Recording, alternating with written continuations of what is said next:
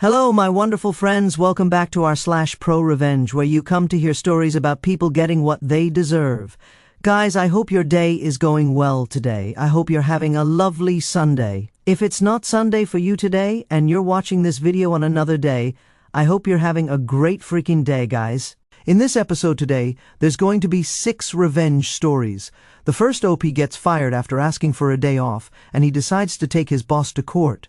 The second story is about a landlord that faces jail time and deportation over $52 measly.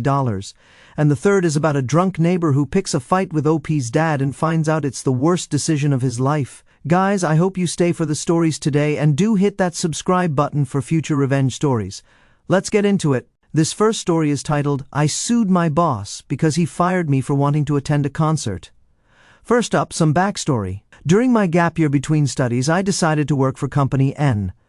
Company N was run by a husband Dave and his wife Karen with her son, and basically treated their staff like family. All was well for about 2 months until I asked for a day off, since I wanted to attend the very last Slayer concert in my country before they ended their tour. There was about a month before the concert, so I sent an email asking for the day off and explaining why, and this is where everything started to go downhill. I got a reply from Karen, and her reply was weird. She stated that that's not how asking for a day off works. I was confused, to say the least. I wasn't sure what to do. I thought she wanted a more formal way of asking, so I wrote a formal email asking for the day off. She shot an email back that I really had to think it through what I was doing, which made even less sense to me. But I was hopeful, since I never really got a specific no. The next workday rolls around. I arrived, I locked up my bike, and headed inside, ready for work. I immediately started looking for Dave to get answers. Before I could even open my mouth, he asked me, So, do you still want to go to that concert? I didn't expect him to ask this so quickly. I was excited and answered yes. The only thing he said back was, Okay, take your vest off, and you can go home. I was stunned. It was very nice of him to let me go to the concert, but I didn't know why I was being relieved of my shift. It took a while, but the words started to sink in, and I look at my colleagues which were preparing for opening. When it finally sank in what was happening, and that I was being fired, anger flowed in. I'm not a confrontational person, so I simply took off my vest and gave it to Dave without a word. I left and started biking home. When I got back home, I told my mother what happened. We started sending emails for extra information and got very Karen-like emails back. The emails pretty much went nowhere. Many people would have just taken the firing and moved on, but not me. I looked up the laws for immediate dismissal. After reading up about it, I learned that in my country, somebody can only be immediately fired when caught stealing, frauding, refusing to do the work, or are unable to do the work. I did not do any of these. I simply wanted one measly day off to go to the concert. A day or two later, I met with my attorney and began the steps to sue Company N. I told my lawyer what happened in detail, and he was very confident that I was in my right and she was not. So, after trading even more emails between the three of us, we went to small claims. I came prepared in a suit with my attorney in tow, and Karen showed up alone. I guess she assumed she won because she thought she was right. The trial began, and I was as professional and as objective as I could be, and Karen did the same. Well, she did it for about half the trial. When she realized that evidence was piling up against her, she resorted to calling me a spoiled brat, among other things. And I'm safe to say that was the point the judge ruled in my favor, and I won. It may have taken about 6 months from the moment I was told to go home, but in the end, I got 6 months of pay from Dave and Karen, and it was 100% worth it. In the end, I went to the concert, and it was the most awesome concert that I've ever been to in my life. Now, that is a win. OP got to go to the concert, and he won 6 months of pay from that couple. I still don't understand why they fired OP for wanting to go to a Slayer concert. I mean, he did give 1 month's notice for 1 day off, so it wasn't like it was last minute. Maybe the owners hate the band Slayer. We'll never know. This story is titled, I Just Wanted My $52 Back. I'll start out by saying that my actions helped to precipitate this pro-revenge, but I can't really take credit for causing everything that followed. This was 7-ish years ago in upstate New York. I had moved there for graduate school and knew no one. The first place I lived was with roommates I found on Craigslist. This was the first place I'd ever rented in my life, with my name on the lease, where I was essentially responsible for myself. The roommates I had were darn shady, and the place was a wreck but cheap at least. I made a few friends in the first couple of months, and by about November, they were all talking about finding places for the following year, which is common in a lot of college towns. 3 of my friends found a place together, and so I decided to find a place with my 2 other friends. We'll call them Pat and Dora. We looked around for a bit and ended up finding a place a few houses down from our other 3 friends and signed the lease in late November. It's a house with 2 separate suites, one upstairs us and one downstairs. The landlord seems pretty swell too. Our rent included snow removal, water, heat, and electricity. The school year comes and goes, and we move in at the beginning of June. No problems. Towards the end of August, our landlord calls and tells us that he's selling the place, but not to worry though. Our lease is still good, of course, and the new guy owns some properties already. Cool, whatever. We get the address of the new landlord to send the checks to. No big deal. The new landlord seems fine. We call in October about a power outlet not working, and he gets it fixed. He's good about the snow removal, and no real problems.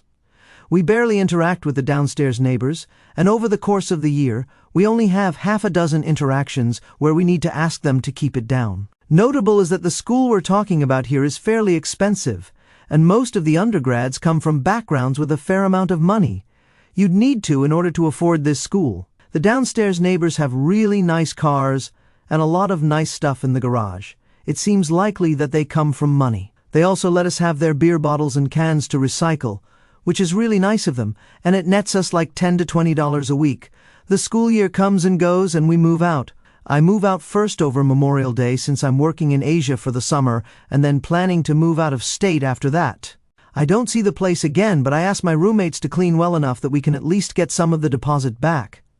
I leave for Asia, and in early July, I emailed Pat and Dora asking if they've received their deposits back. They had, and Dora sends me a scan of it.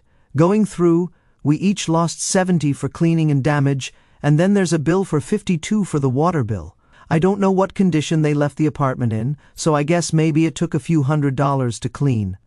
Then I remember that the water was included in the rent. I bring this up with both of them, which they remember as well. I emailed the landlord and mentioned this to him.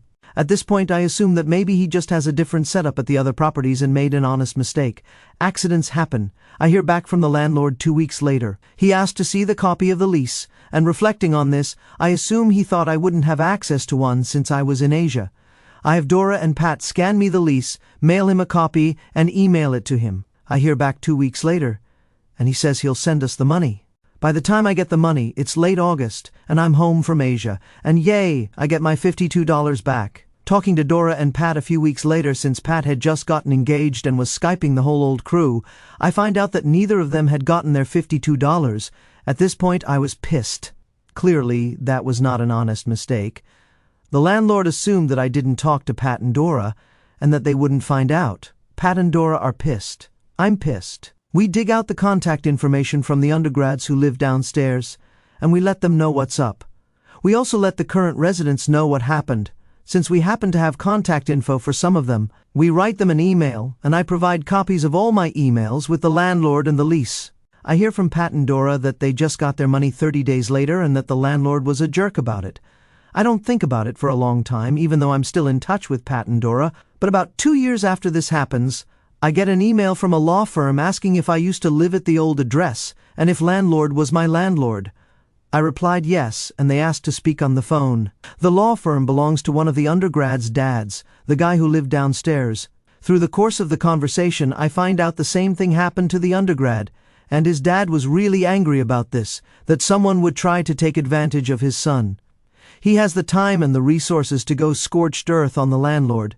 Dad brings a case against the landlord and has his people comb through all of the landlord's records, former tenants, etc. As it turns out, he's been scamming people like this for quite a while. The lawyer explains to me that because of this, the landlord's facing jail time. He apparently did enough of this that they were able to provide evidence for it, and it escalated to the level of some really serious crime. It became like a criminal case over a civil one, I think. On top of this, I'm getting $70 back, and so are Dora and Pat, as part of some settlement deal. The landlord has to sell his properties, and the kicker is, as it turns out, the landlord's legal status could be in jeopardy because of this.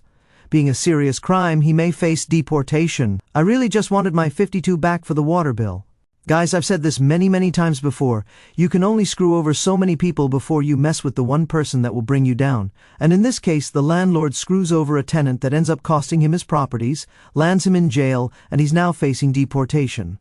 All because he happened to mess with a lawyer's son who knows the power of written contracts. This next story is titled, Cheating Neighbor Gets Drunk, Picks Fight, and Gets Marriage Ruined in the Process. A few years back, this guy moved into a duplex next door to my family with his wife and 2 kids. His wife was a quiet, well-mannered woman, and their 2 kids were super sweet. The guy, however, was an alcoholic dirtbag who made it a point of being an obnoxious, rude jerk. Over the course of a few years, he bought and subsequently neglected a dog until it died, regularly did business with addicts. Out of his home, 2 of his clients got arrested outside of his home for possession of meth, and on multiple occasions, he would get trashed and bring home women while his wife and kids were visiting relatives in Texas. Eventually, his alcoholism started to spiral out of control, and he started getting into more and more shouting matches with his wife. My family would stay out of it and actively avoid interfering. There was never any physical violence, and we learned from his wife that when other people got involved, he would get even worse. For the sake of her and the kids' well-being, we left them alone. There were still instances, however, where we would get pulled into things. This epic bit of revenge came as one result of one such instance. My parents, 2 brothers, and I had just gotten back from a family gathering, and we were all pretty much drained from dealing with relatives all day.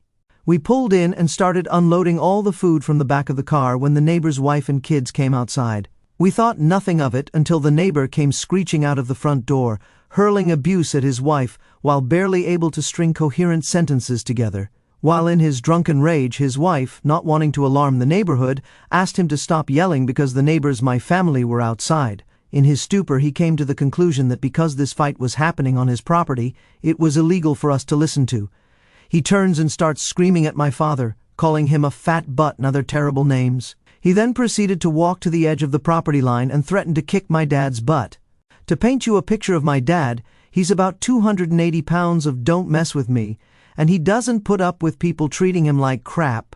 My dad gave his concealed handgun to my mom, calmly walked out to the property line and looked my neighbor dead in the eye. He then gave the neighbor a choice, to walk away or persist and face the consequences of his actions. The neighbor, being drunk out of his mind, decided to scream at my father, saying things like, "Hit me, you fat jerk, I'll knock you out." Taking that as the answer, my dad looked over at the neighbor's mortified wife and said, "I'm sorry you have to find out this way, but he's been cheating on you for a very long time. It happens when you often leave town to visit family. He'll bring other women home." Immediately she starts to cry, and the neighbor somehow turns redder than he'd been mere moments before. His wife quickly put the traumatized children in the car and sped off, all while her husband begged her to let him explain. After she drove off, he went inside, and we don't hear a peep out of him for the rest of the night. In the months following the incident, we only saw his wife there a couple of times. In the end, she left him, and she took most of what he owned, including his SUV that he was super proud of. This story is titled, Diva Gets What She Deserves. My group of friends have been together for quite some time, starting from the end of middle school. The majority of us ended up going to the same college, so good for us. Anyway, one of our quote friends has been acting unreasonably and starting drama for fun.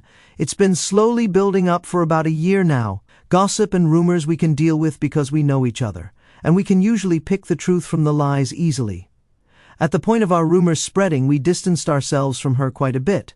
Her latest antics have been much different. For the sake of the story, her name can be D. In our area, cases have been low, so we've started to go out more with the whole gang. Extra precautions aside, things look to be normal. We eat at a semi-formal restaurant, as it's our custom. Things seem fine until the bill comes and it's time for each of us to settle up. Dee starts to get shifty and starts tapping at her phone. She stands up quickly and says that she needs to go. It's an emergency. She speed walks out of the dining room and out of sight. We try to text and call after, but no answer, and we end up absorbing her part of the bill. A one-time favor for a friend in need, right? The second part of our routine is to go to the host house, where we drink, watch movies, and have a good time. Kelly was going to be the host this time. We're not much for gossip, but Dee's odd behavior mixed with her previous antics got us on the topic. All 6 of us shared some stories, and it looks like every one of us has had some personal run-in with our friend. The second time we all go out to dinner, everything seems well. Dee ordered a bunch of mixed drinks and seemed thoroughly tipsy. Foolishly, we believed that she would pay her tab this time. Before the waiter could even bring up how we wanted the bill split, Dee excused herself to the bathroom and did not return. We all have jobs along with scholarships, so thankfully money isn't our primary worry. However, last time's bill paired with this inflated dinner and alcohol tab would set us collectively back about $300. Reluctantly, we paid, although we didn't see her. It was assumed that she drove home drunk. We rendezvoused to the host house, very annoyed and in no mood to party again. Dee ignores our calls and does not open our messages. We busy ourselves by trying to get in touch with some of these friends. Through the mishmash of conversation, it was revealed that Dee was receiving a stipend from her father and that she was saving up to buy herself a new Tesla. Not only did she have a job, but she was getting free money from her dad. There was no reason for her not to pay her bills after she ate. I guess she thought this way she could get her Tesla faster. We had collectively been fed up with her since all of us felt burned. We decided to plan some revenge. We knew she had the cash, she just didn't feel obligated to hold her weight at this point. We were all waking up to see how entitled she could be. Our sense of loyalty and nostalgia has blinded us for way too long. Today was the day we decided to go out to a very nice restaurant, about twice the price of what we normally do. Dee looked so excited. Bless her. We all ate, drank, and had a great time. Dee had ordered so many drinks and was drunk again. We were careful not to wait too long, or else Dee would dash. So, just as dessert was over and the prospect of after-dinner coffee was being thrown around, we all declared that we had a surprise for Dee. Next month is her birthday, so we thought it would be reasonable enough time to use it as an excuse for her to close her eyes. Dee did what she was told and was instructed not to open her eyes until we said so, because the gift takes a minute to set up. As soon as she closed her eyes, we all got up quietly, filed out of the restaurant, and left her there with her eyes closed. Just as we were pulling out of the parking space, we saw Dee running out of the doors, searching wildly for us. She caught sight of the car just as we rolled away, and middle fingers were raised. Our phones were blowing up like crazy. Tons of vile messages following the calls. I got to thinking the bill must have totaled around $700 for everyone. We would have never picked this place normally, although the food was very good. The rest of the gang headed to my apartment about 30 minutes later, and we each received a message saying that we owed her $738.17, along with a photo of the bill. She even had the audacity to include her part of the bill in that amount as well, and judging by the receipt, she gave no tip. I replied with this message: "Guess you'll have to dip into your Tesla fund. We know you can afford it." To say she went crazy is an understatement. She went coconuts. She tore into us on Twitter. She blocked us, then unblocked us to rip into us some more, and then blocked us again. Now Kelly, who has an alternate Snapchat account, is treating us to her near-psychotic rants, talking about fake jerks who never did anything for her. I guess that's us. Maybe next time she'll learn to pay for herself like an adult. Ugh, $0 tip on a $700 bill, guys. Oh my goodness, that must have been a slap in the face for the person who was waiting on their table the whole night. But guys, OP is a good-hearted person though. So, I scrolled through the comments, and OP left this message.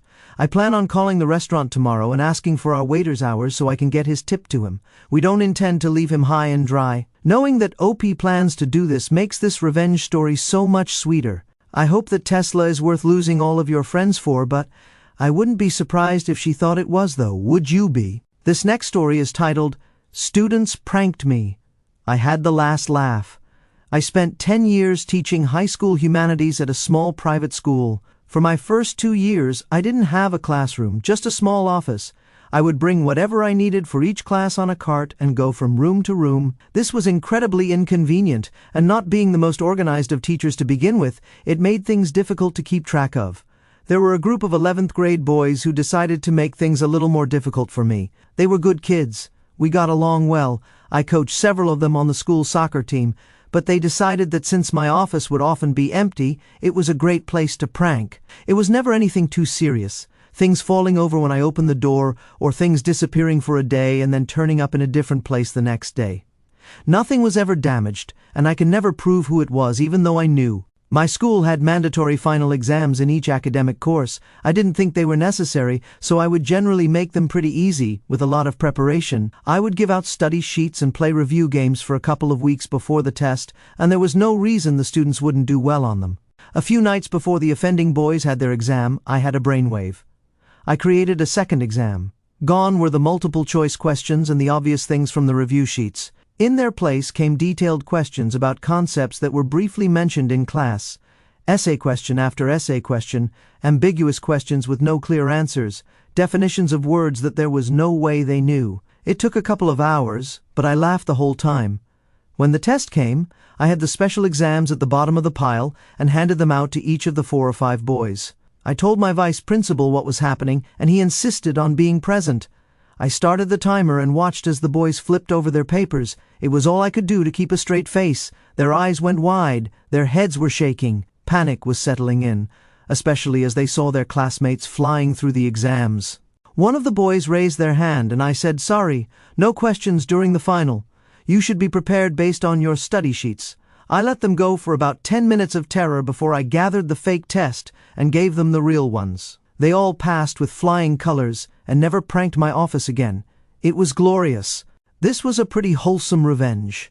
It's always fun when students have a great relationship with their teachers and do little harmless things like this. I used to have an amazing physics teacher who would laugh at the pranks we pulled on him, and he pulled some pretty good pranks on us himself.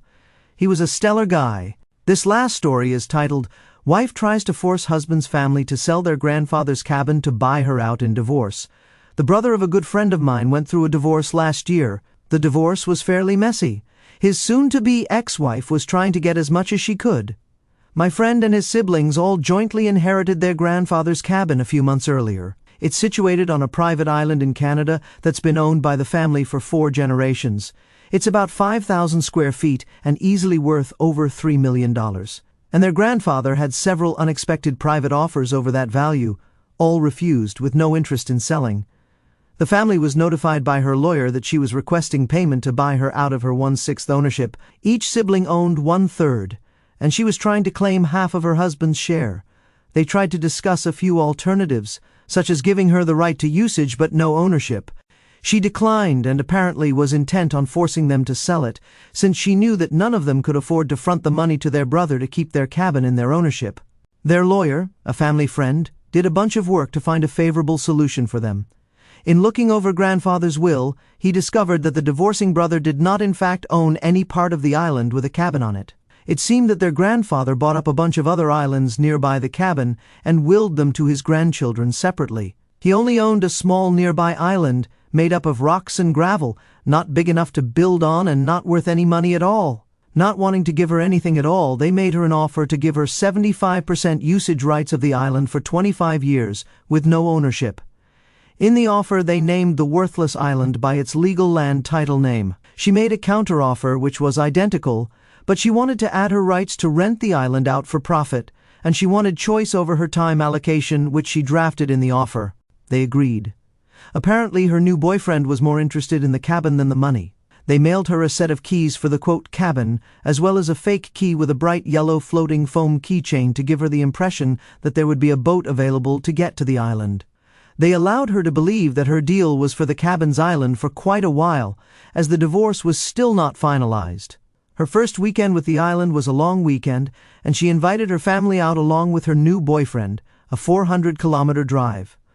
They were greeted by my friend's dad and their lawyer. The whole thing was planned by their lawyer, who I'm fairly good friends with as well. He tells me that her family was stranded on the island for hours, as they hired a barge to ferry them over, and they waited until the barge left before going over the details of what she agreed to. He says she attempted legal action once more after that, accusing the family of fabricating the will after the fact. Apparently her lawyer dropped the case before it even started. After diving into these tales, I want to share my thoughts. The "I sued my boss because he fired me for wanting to attend a concert" story is a triumph of standing up for workers' rights. I love how OP turned a petty firing into a 6-month payday. Firing someone over a concert with ample notice? Ridiculous. Those bosses got what they deserved. I just wanted my $52 back. Shows karma at its finest. I admire OP's persistence over that small scam. It unraveled the landlord's whole operation, leading to jail, property sales, and deportation. Messing with a lawyer's kid? Epic downfall, proves honesty pays. The cheating neighbor gets drunk, picks fight, and gets marriage ruined tale had me cheering for the dad. I respect his calm exposure of the cheater. Drunk threats crossed the line, and ruining that marriage was poetic justice. The wife and kids deserved better. Dine-and-Dash Diva gets what she deserves is delicious revenge. I laughed at leaving her with a $700+ bill after her Tesla saving stunts, friends ditching her mid-meal. Perfect payback. Props to OP for tipping the waiter. That's class. Students pranked me. I had the last laugh is wholesome fun. As a teacher at heart, I'd pull that fake exam prank too. 10 minutes of panic taught those boys respect without harm. Harmless antics make school memorable. Finally, wife tries to force husband's family to sell their grandfather's cabin is clever trickery. I adore the lawyer's twist, duping the greedy ex into a worthless rock island, stranding her family there? Chef's kiss. Greed loses every time. And that brings us to another end of our /ProRevenge. If you missed the last episode of our /ProRevenge, you need to check it out. And I'll see you guys in the next one.